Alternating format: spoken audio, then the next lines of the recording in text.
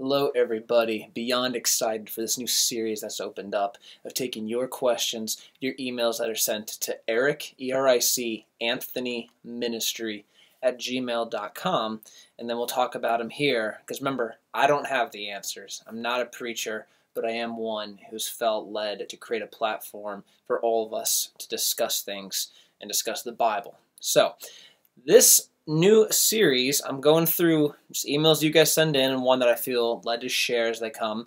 I'm going to go through alphabetical order with alias names. So this email is by Amy, made up name. That's what alias means.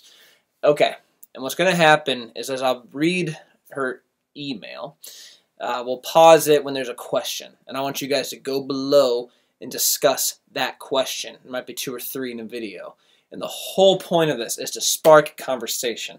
This is going to be just phenomenal, and I can't wait to see how God does it. This is how we're going to connect. So let's begin. This is from Amy. I've grown up in a very Christian environment my entire life. I've always heard these miraculous speakers talking about how they turn to the Lord and how people feel a sense of peace when worshiping God. I believe in God, but for the past few months, I've had a lot of struggles. Throughout my life, I've waited for a certain spark from God, something that would happen that would set me on Team Jesus forever. I've always waited to feel changed or holy while listening to a worship song or having God talk to me in this life-changing experience, but I've never felt anything. As I grow up, I get more and more thoughts and opinions on God from peers, adults, friends, family, and even strangers. After all this time, I'm just started to feel a little numb from all of it. My parents get upset with me because I try asking these questions and they say that I just need to let go and believe. I've tried, but I really can't do that. I'm a very psychological person, so I think and overanalyze everything. Now, why is God so selfish? So what you do is you pause the video, or you go back and review what was just said, and you write your reply, and you just put a number 1, and under the little description it has the first question, so you can copy that, and then write your reply to this. Why is God so selfish? Now I'll share my initial thoughts. That's what this is. I haven't spent a lot of time prepping for this. But my initial thoughts is, why is God so selfish? Because God, who created life, knows the best way for us to live. So if we think of our sinful selfishness, we're obviously going to think and go back to all the times we've been hurt by selfishness. We see how it excludes others.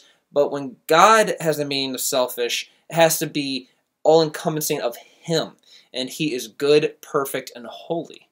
So when you're in that realm, which is nothing that man, understands on this earth in its entirety, well, being in the Lord's presence in that way, it has nothing to do but love. And that is something that the world needs. So when God is selfish, the only way for us to begin to understand the heart of God is following His commands. So it's going to have to pull us away from the sinful death, just life that's on earth, to then the sanctified way of being like Christ. Sanctification is getting to that point, which won't happen until we're in heaven. But getting up to that point, it's going to have to pull us away from what we know and go towards Him. And so the meaning selfish, I would love for us all, I'm going to try to do this, look up what selfish means when God says I'm a selfish God in maybe the Greek or Hebrew, and then what your interpretation is of that. Bring it on. Discuss. I would love to know what you guys think this means. I think it's kind of a relative term going back to the original context, but I have not studied this, so let's get on that. All right, and now on to part 2 of the email. And the reason I'm so excited about us doing this is so transparent, so real. There's no fluff. This is raw. This is someone's heart, and I've already spoke to Amy about using an alias name and sharing this, and that's what I'll do for each one of you if you want your email discussed in a Bible time video. But this is as real as it gets. So here's part 2 of her email. God created humans for us to love Him, and our only choices for afterlife are to go to hell or go up to heaven and worship Him for all eternity. Why do I have to give up my entire life just for Him? It's not fair how we never get our questions answered. I've prayed for months about things, and I've never gotten a response from Him. We're like His servants and His puppets. He controls us. How come we never see any signs from Him? Can a person really live for 800 years? If God loves everyone, why are there the chosen people? What about slavery and the mistreatment of women? Why are there Christian songs about how amazing God is? Why are there no songs about the struggle and trying to hold on? I will interrupt there. And I used to say the same thing when I was younger, and then I read Psalms and Lamentations. Definitely check out those books. Heavy duty.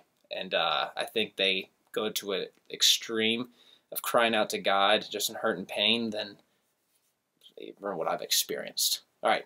So she just said, why are there no songs about the struggle and trying to hold on? Why can't I live life without being judged because I'm, quote, not Christian since I didn't want to help out the soup kitchen all day? Why is God so confusing? I ask for advice about situations that are going on in my life, and I get the same Bible verses over and over and over. I never get real-life answers that I need to fix the problem at hand. I just get these words that aren't helping the situation in reality. And that's why we're doing these videos, guys. That's why. That's why I want you to, in love and respect, give your feedback below. This mystery person will read it. The statement she just said is, I never get actual real-life answers that I need to fix the problem at hand. I just get these words that aren't helping the situation in reality. I don't understand people. People expect everything to be easy for me because my parents are helping me see what they, quote, lost time seeing. I don't see anything. I see a bunch of fairy tales and mysteries that get me frustrated, and a God that's mad because I'm not running to his arms. I get very scatterbrained talking about this, and I can't seem to sort everything out in my head. It's a constant battle. This isn't even an eighth of what I think about God. I'm just so confused. I appreciate you listening, and I hope all is well. Amy. The second question, again, already below in the description, so copy it with your answer. Number 2, why do I have to give up my entire life just for him? And now if you want to go back and take some of those other questions that were in the list, feel free to write it out and answer below, but we have to kind of hone in and focus on just the 2 questions. My response to why do I have to give up my entire life just for him? You don't. This is the beauty of free will, Amy. It's a very complicated theological thing, but if we're just trying to give straight talk here, free will is from the love of God to give us a choice because we don't have to love him. He is offering, it's going back to just the crucifixion, the resurrection of him dying for us. It is the ultimate sign, the ultimate offering, the ultimate sign of love, that he'll do anything for us, and he already has done everything.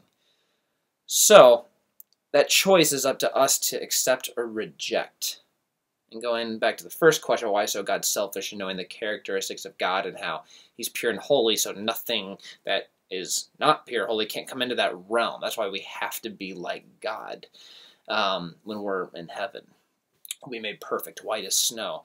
So when we go back to why do I have to give my entire life for him, and you don't need to, the bigger question that I want you to focus on is what life is outside of the promise that God has already offered. So I challenge you to go through the Word and seek what God says, not just what your parents says, even your church, but you have to get into the Word. And what's interesting is, you guys, this is why I want the discussion to go below. This could be going on for the rest of the time YouTube's available for us, so go at it. So right now I'm just going to share a little bit about my struggle and then go into the point of trying to live fully for God, where it's, 24 years old, not trying to live life for myself, trying to remain pure, just everything. Why I make the choice to live for God. Because I've seen life away from God. I've seen, and God's protected me in mighty ways from not having consequences and going so far down the path where I had to hit a period of just being completely broken. But there's moments where God will catch us and pull us back in if we're willing. And when I time and time again see, by looking back in my life, about how God has protected me, he has done nothing but bless me in my time in need of confusion, saying, God, where are you? He doesn't always go the way I want it to go in terms of him coming in, interceding, and helping me with this job, helping me with this. It's not the material things, but all of a sudden I learn about the character of God, loving people. And it's such a fulfilling thing that takes practice. And that's big. You got to remember that we're trying to leave an entire life of sin that's ultimately leading to death. So just had that magical spark. What are the spiritual highs? There's a lot of other Bible time videos that talk about that, but it is a daily, if not moment by moment process of coming back to God, back to God, back to God. Again, pulled away by the world of stress, back to God. And when you start doing that, you have a peace that's developed unlike anything. It's beyond what I can explain.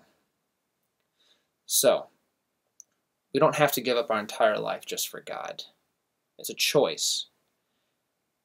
And once we're fully in it for Him, we'll realize we don't want to live an ignorant, clueless life outside of God, because we know He created the DNA that is in us, in you, in me.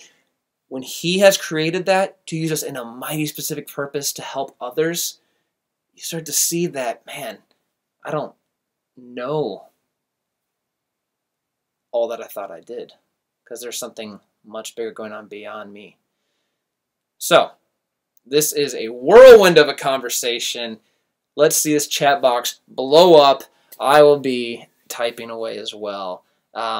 Amy, I'm very, very thankful you decided to share this. I think this is the format that Bible Time videos are now going to take for at least a while, because I haven't felt the pressing thoughts of what type of content to give, and then this happened, and you can tell it's just ignited me.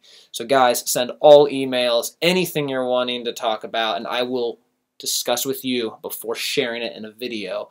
EricAnthonyMinistry@gmail.com. Please just pour your hearts out, be respectful, and help one another.